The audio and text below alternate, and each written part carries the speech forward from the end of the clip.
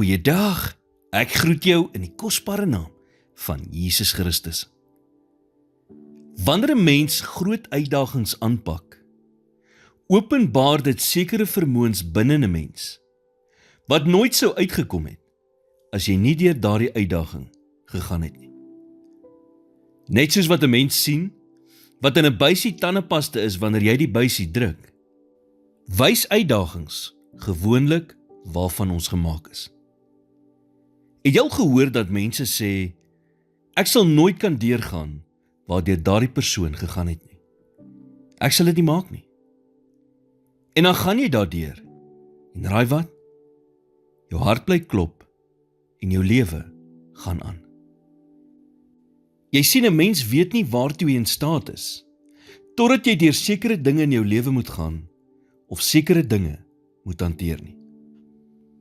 God kon vir Abraham in die gemak van Ur laat bly het, en Moses in die Farao se paleis.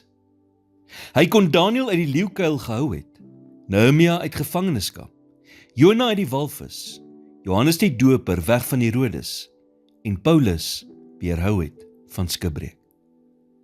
Maar hy het nie.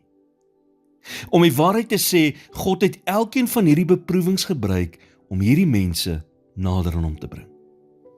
Om volharding, karakter en hoop in hulle lewens voor te bring.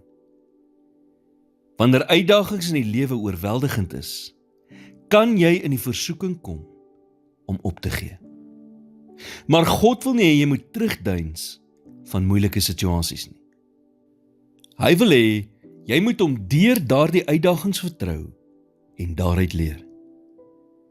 As jy elke keer probeer weghardloop wanneer groot uitdagings oor jou pad kom, sal jy dit mis wat God vir jou deur daardie uitdagings wil leer.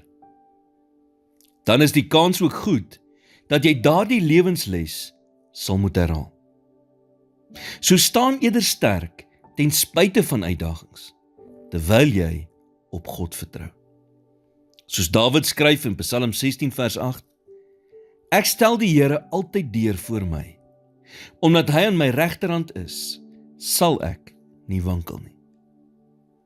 Here, vandag is my hart gevul met onsekerheid, as gevolg van die uitdagings wat ek huidiglik in die gesig staar.